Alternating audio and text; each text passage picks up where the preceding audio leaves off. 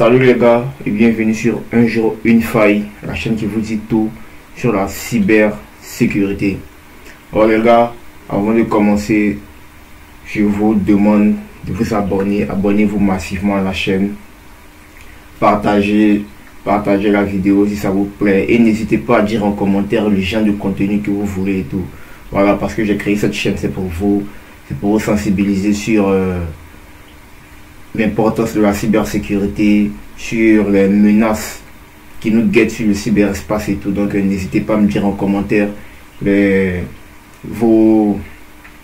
pas à me dire en commentaire ce que vous en pensez. N'hésitez pas à me dire en commentaire tout ce qui vous passe par la tête. Voilà, donc encore bienvenue sur ma chaîne et on y va.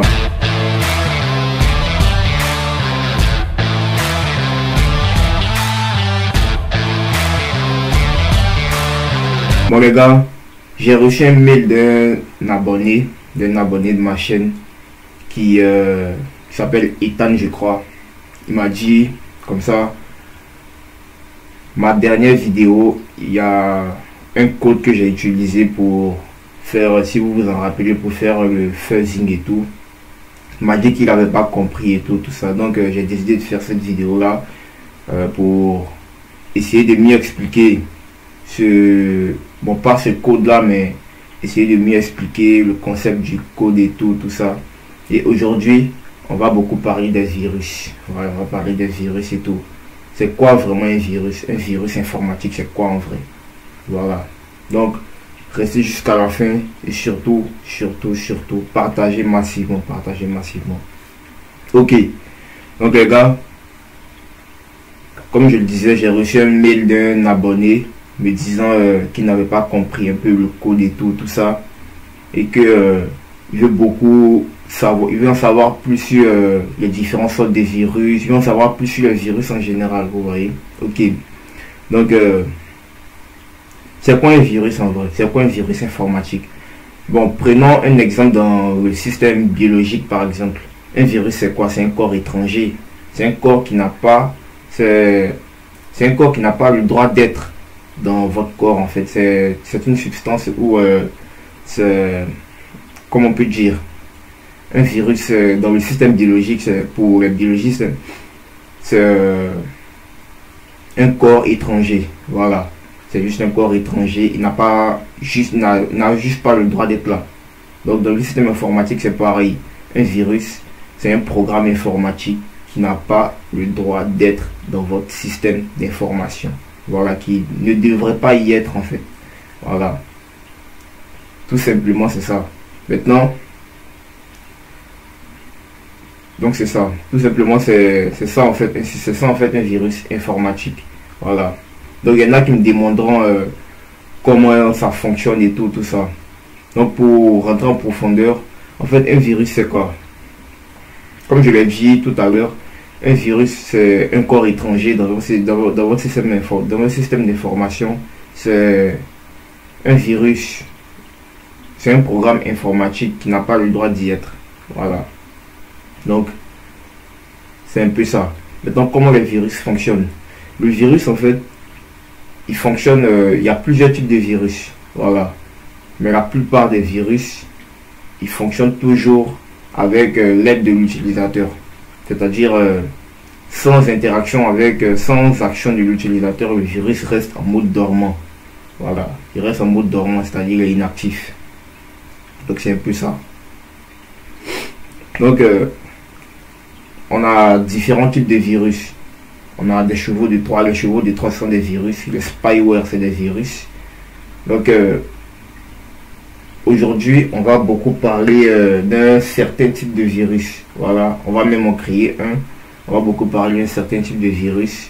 Le virus dont je vais vous parler aujourd'hui, c'est un virus qui fonctionne par ajout de code. Voilà, il fonctionne par ajout de code.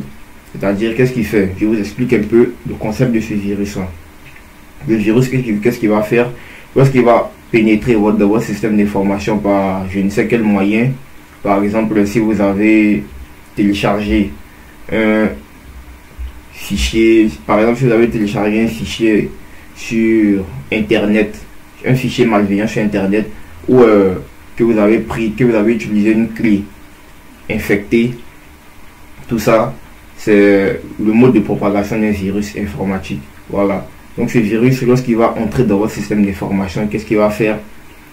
Après exécution de ce programme-là, il va chercher en fait tous les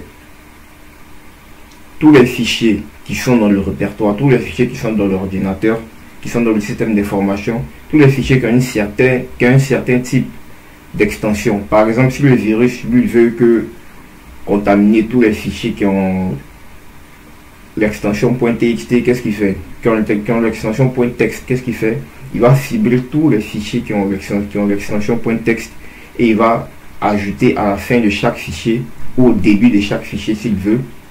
Ça dépend de comment il a été programmé, mais il va ajouter dans chaque fichier son code à lui, c'est-à-dire son code viral. Il va ajouter dans chaque fichier son code viral et il va exécuter ces fichiers là jusqu'à ce qu'ils se répandent complètement dans le système. Donc c'est un peu comme ça que ce virus là fonctionne. Voilà, c'est-à-dire il injecte son code dans d'autres fichiers, il les exécute, ce qui fait que ces mêmes fichiers là encore, ces mêmes fichiers infectés là infectent d'autres fichiers, ainsi de suite. Donc ça prend de l'ampleur jusqu'à écraser complètement, jusqu'à supprimer complètement tous vos fichiers et tout. Pour ceux qui ne comprennent pas encore l'ampleur, pour ceux qui ne comprennent pas encore la dangerosité de ce fichier là, je prends un exemple tout bête. Supposons que je crée un fichier, un malware par exemple sur le virus là et que je le mette dans un système d'information quelconque par exemple, dans votre système d'information par exemple, et que vous avez différents dossiers, différents fichiers très importants dans votre ordinateur. Imaginez un instant que vous exécutez ce programme là et que ce programme recopie et que ce programme là prenne de l'ampleur dans votre système d'information. Imaginez un peu le désastre que ça pourrait créer. Ça pourrait supprimer vos fichiers importants. C'est pas que ça supprimerait vos fichiers importants. Ça supprimerait même, ça se répandrait quasiment partout dans le système, jusqu'à même écraser votre système d'information, jusqu'à même écraser votre système d'exploitation. Donc vous voyez un peu l'ampleur que peut prendre, le désastre en fait que peut faire ce fichier, que peut faire ce virus là. Ok, donc c'est un peu ce virus c'est un peu sur cette base qu'on va se focaliser aujourd'hui. On va créer, je sais que c'est ce que vous attendez, voilà, ce que vous attendez. Il y en a qui se demandent est-ce qu'il va faire une vidéo, est-ce que ça sera une vidéo d'explication comme la vidéo de la stéganographie et tout ça. Non, bon, ça sera pas une vidéo ça sera pas une vidéo. Il y en a qui se demandent si ça sera une vidéo d'explication comme la vidéo de la stéganographie et tout. Je tiens à vous rassurer, il y aura un peu de démonstration et il y aura de la démonstration et tout ça. Donc vous pourrez voir comment ça fonctionne et tout ça. Voilà. Donc sans plus tarder, on va passer à la partie que vous attendez tous. La partie que vous attendez tous. La démonstration. Voilà. Donc on va créer ce virus dont je parlais là. Ce virus qui fonctionne par recopie de fichiers. Mais je tiens à préciser que cette démonstration, que cette vidéo est à but purement éducatif. C'est pour vous sensibiliser, c'est pour vraiment vous sensibiliser à la dangerosité des virus informatiques, à cette ampleur que peut prendre un programme malveillant dans votre système d'information. Voilà, donc pour ceux qui ont des idées derrière la tête, je ne suis pas responsable. Voilà, donc sans plus tarder, on y va. Ok, on va créer d'abord un dossier.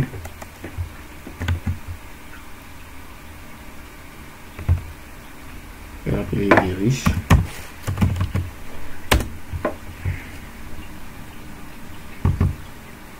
Ok.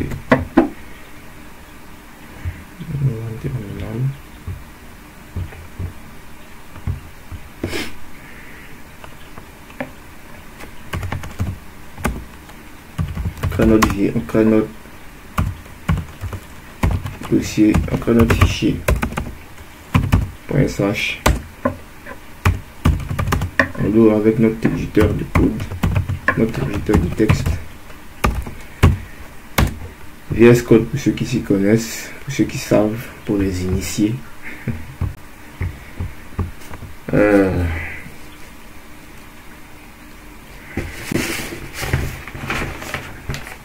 Ok, on y va.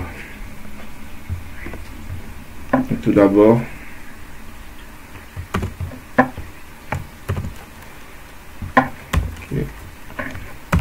on fait /bin /bash.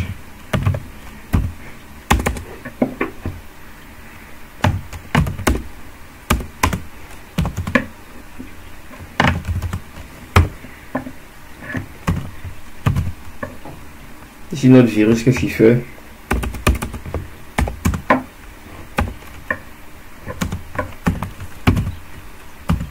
C'est-à-dire il cible tous les fichiers qui ont l'extension .sh. Voilà. Dans mon explication, j'avais dit qu'il pourrait cibler un fichier, cibler un fichier qui a l'extension .txt, un fichier qui a l'extension .docx par exemple, comme un fichier Word, un fichier, peu importe le fichier, et l'écraser complètement. Voilà, et il recopier son code. Voilà.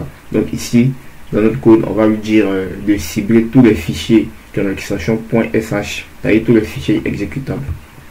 Ok. On va continuer.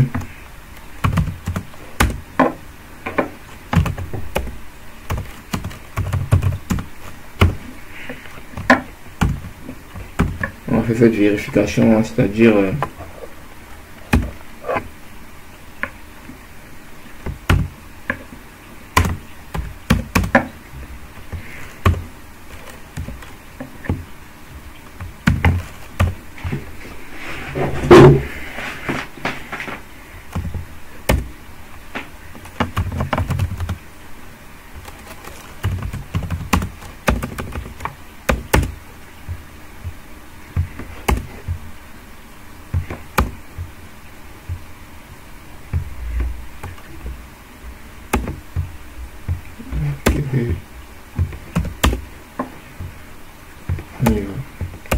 qu'est-ce que je fais?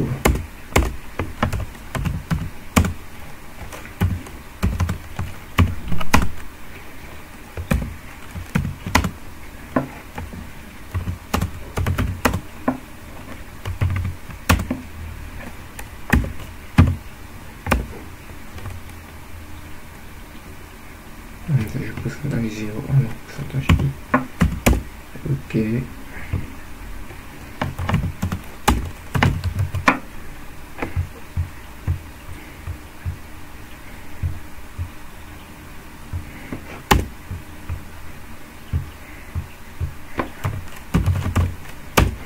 Pour vérifier qu'il fonctionne bien, qu'est-ce qu'on va faire? On va créer un fichier des tests, bien sûr, un fichier test.txt.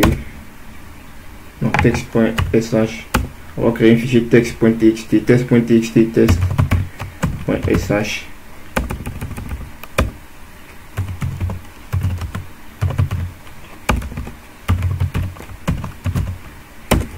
Ok.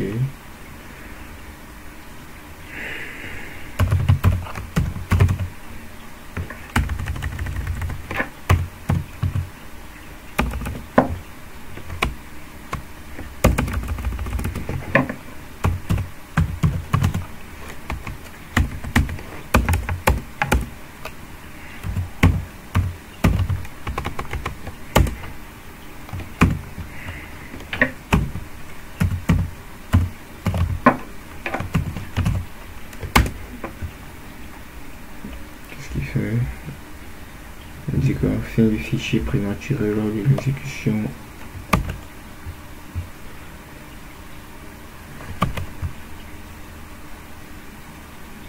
Et end of file, ok. Fait des fichiers prématurés lors de la recherche.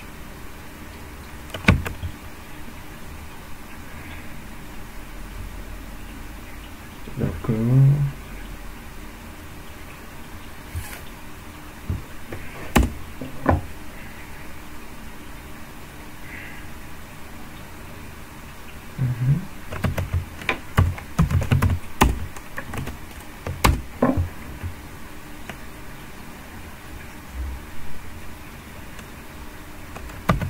Alors, je vais fichier correspondant.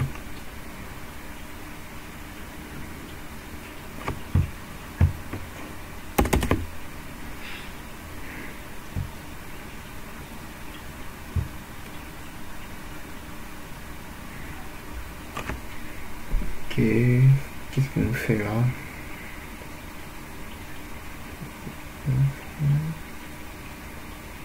Ok, done. Ok.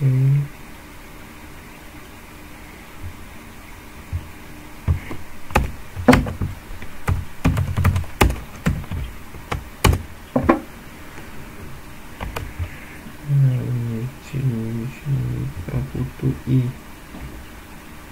Et un photo fichier lien avec extension.sh.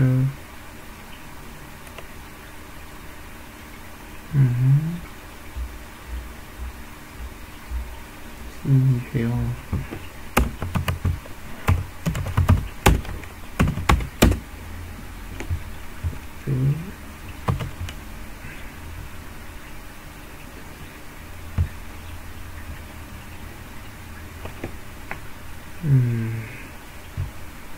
Si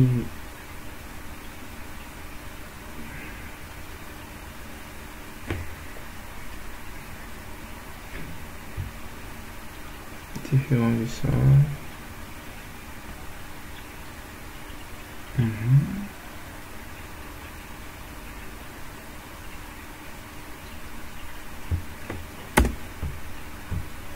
Ok. Qu'est-ce qui nous manque là? Qu'est-ce qu'il nous fait là?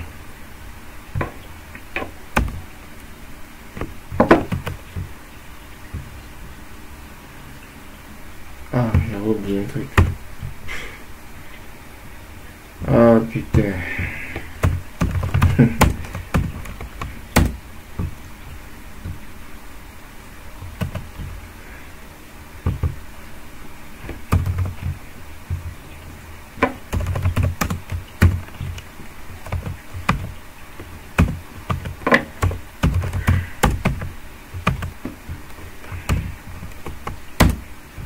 Voilà. Donc si on veut vérifier maintenant le contenu de nos fichiers test.sh, on voit que test.sh qui était vide à la base, il contient, vous voyez, il y en a test.txt qui n'a pas été infecté. Vous vous demanderez sans doute pourquoi dans test.sh on a que ça. C'est juste parce que dans mon code ici, je lui ai dit de ne copier que les 5 dernières lignes. Que les 5 dernières lignes de mon code. Voilà. C'est juste parce que c'est juste ça. Je lui ai juste de copier que les 5 dernières lignes de mon code. J'aurais pu lui spécifier les 10 dernières lignes. J'aurais fait ça aussi. J'aurais fait ça aussi.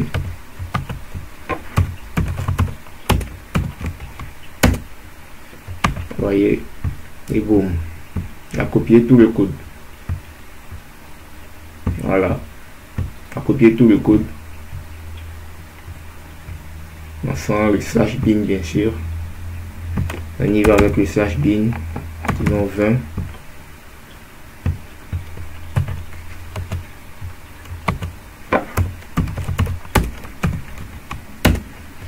Et boum, vous voyez, aussi simple que ça. Il n'y a rien de compliqué, il n'y a rien d'extraordinaire là-dedans, c'est juste un petit code et tout ça.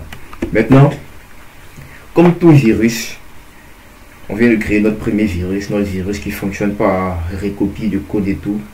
Le problème avec ce virus là, c'est qu'il est vulnérable.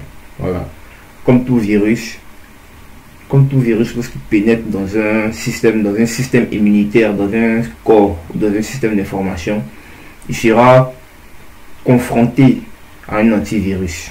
Voilà, il sera confronté à un antivirus. Donc, ce virus il est très vulnérable parce que déjà, de 1, il a des vulnérabilités qu'il a, c'est que déjà le virus, il infecte, il pourra, si il y a si ce virus là, il a déjà infecté un fichier .sh par exemple, il n'a pas la possibilité de vérifier si un fichier a déjà été infecté, donc il va le réinfecter encore. Vous voyez, c'est ce qu'on appelle la surinfection. Vous voyez, donc un virus qui se comporte comme ça, il est très vulnérable. Il peut être détecté en moins d'une minute par un antivirus, même par l'utilisateur. Voilà, même par l'utilisateur. Un utilisateur qui s'y connaît un peu mieux en informatique, il pourrait le détecter en 2-3 mouvements. Voilà. Donc, et il y a un deuxième aspect de vulnérabilité c'est que le virus n'est pas furtif. Déjà, regardez le nom virus.sh. Voilà, le virus n'est pas furtif et tout. Il n'est pas furtif. Donc, on a plusieurs techniques pour lutter contre la vulnérabilité d'un virus. C'est-à-dire, le pirate, le hacker, le cybercriminel en général, il va mettre plusieurs techniques en place. Il va mettre plusieurs patchs en place dans son virus pour que ce dernier-là ne soit pas détecté par les antivirus. C'est ce qu'on appelle la lutte antivirale. Voilà, la lutte antivirale. C'est-à-dire une lutte qui lutte contre les antivirus. Voilà, et ton virus doit pouvoir lutter, doit avoir la capacité de lutter contre les antivirus. C'est comme en biologie, le virus qui entre dans un corps et tout, il y a déjà le système immunitaire du corps qui est déjà en place pour lutter contre ce virus -là. Donc ce virus, s'il n'est pas armé pour lutter contre ces antivirus là, ces anticorps et tout, il va faire laminer, il va faire rétamer en 2-3 mouvements. Donc notre virus ici, on doit pouvoir lui donner la capacité de lutter contre les antivirus. Donc on va faire ça maintenant. Déjà la première méthode, c'est de lutter contre la surinfection. Et la lutte contre la surinfection, c'est-à-dire notre virus doit avoir la capacité d'avoir la capacité de vérifier si un fichier a déjà été infecté et de ne pas l'infecter à nouveau. Voilà. Donc on va faire ça. Déjà on va supprimer tout ça. Supprimer tout ça pour vous faire comprendre. Ok, donc on va faire toujours la même routine. /bin. Et là le slash bin, c'est pour juste cette ligne là, c'est pour juste dire, c'est pour juste donner le chemin de l'interpréteur en fait. Voilà, le chemin de l'interpréteur, puisqu'on utilise du bash comme langage de programmation. Donc c'est pour juste donner le chemin de l'interpréteur. Pour ceux qui s'y connaissent, pour ceux qui savent ce que c'est qu'un interpréteur et tout ça. Voilà. Je tiens à préciser que cette vidéo n'est pas que pour les personnes qui se connaissent en informatique et tout. Même si tu n'as pas de base en informatique, tu peux toujours regarder cette vidéo là pour au moins savoir comment, pour au moins savoir comment un cybercriminel se pose des questions sur comment infecter ton système d'information et tout. Donc cette vidéo elle est ouverte à tout le monde. Ok, donc on continue. Ouais, L 23.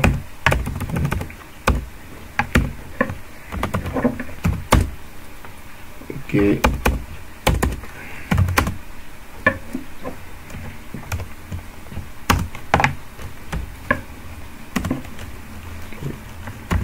Reset.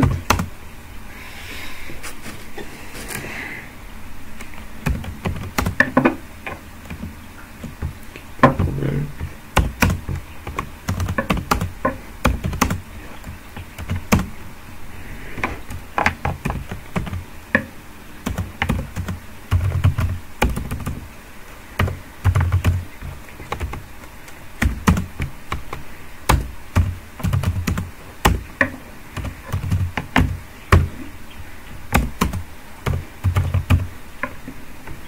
Ok.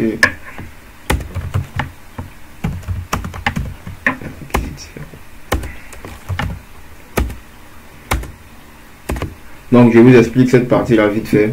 C'est que cette ligne déjà, c'est pour spécifier le nombre de lignes qu'on veut copier, le nombre de lignes qu'on veut sélectionner dans notre virus et tout. Voilà, comme dans le premier virus, dans la première partie, je vous avais montré que j'avais demandé à ce que le virus ne copie que 5 lignes. Voilà, donc ici je lui demande de copier 23 lignes jusqu'à 23 lignes. Donc qu'est-ce qu'il va faire?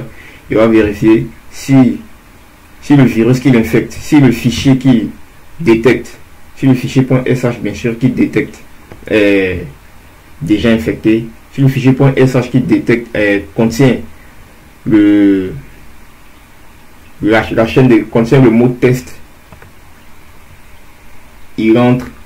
Si le fichier .sh qui compte infecté contient le mot test, ça veut dire qu'il a déjà été infecté, donc il va afficher dans la sortie standard, il va afficher à l'écran test pour dire qu'il a déjà été infecté. Ok, donc on continue. On va créer notre fichier test bien sûr, test.sh. donc celui-là on va le supprimer là. On va le supprimer, mais ne vous inquiétez pas, pour l'instant, allons-y. Chmod et plus x test.sh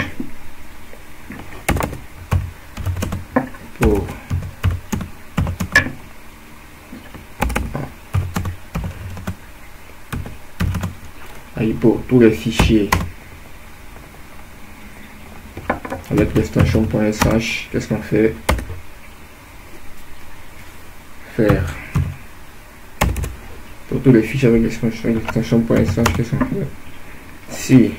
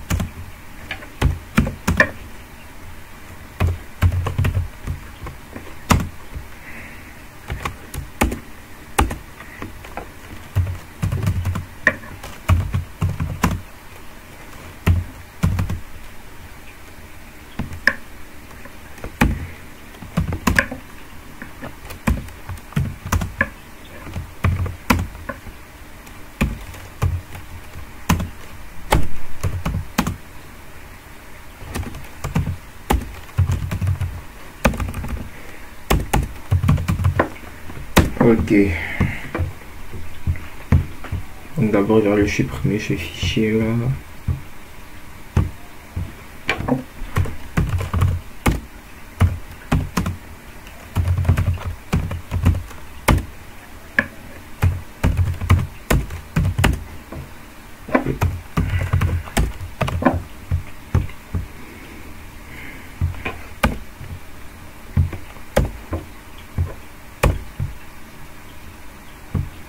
Ok.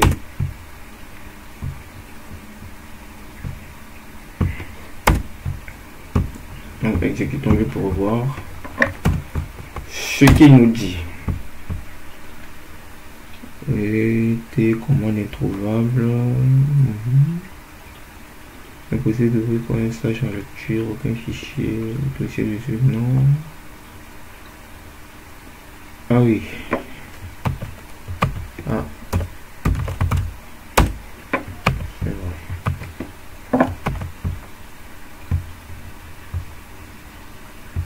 Là au moins je peux dire que ça a créé. Ça a créé le test.sh.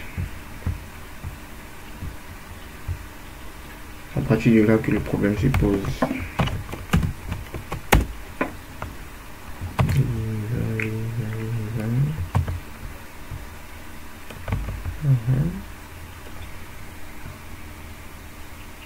Ok. N.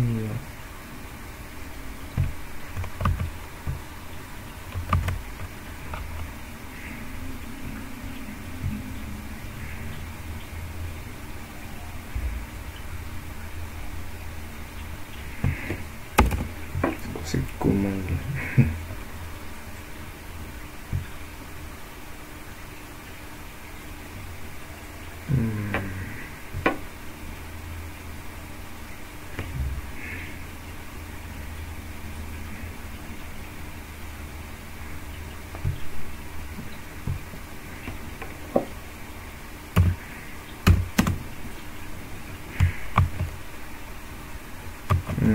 Ah d'accord, c'est ça.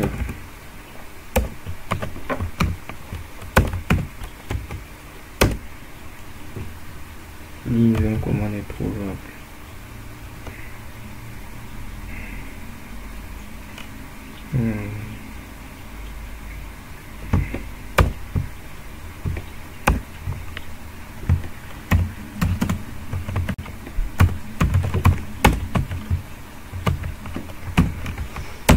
Ok. Et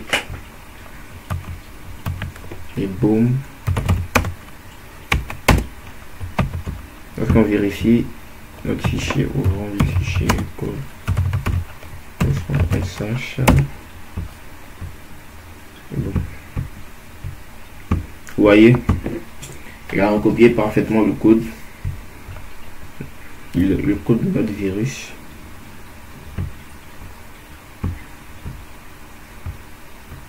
Comme on lui avait dit.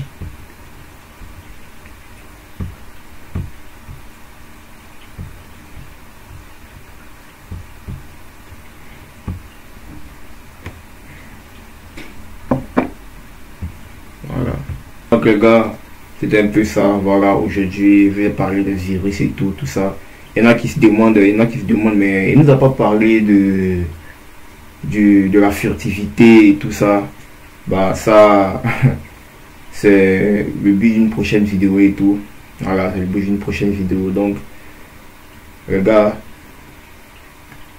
comme je vous le dis toujours, abonnez-vous massivement, partagez, parce que partagez à plus de personnes que possible. Voilà, parce que ça fait monter la chaîne et tout.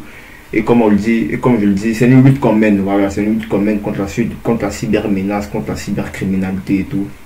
Parce que c'est un phénomène qui gangrène notre société depuis l'avènement de la technologie et tout ça. Donc c'est une lutte qu'on mène.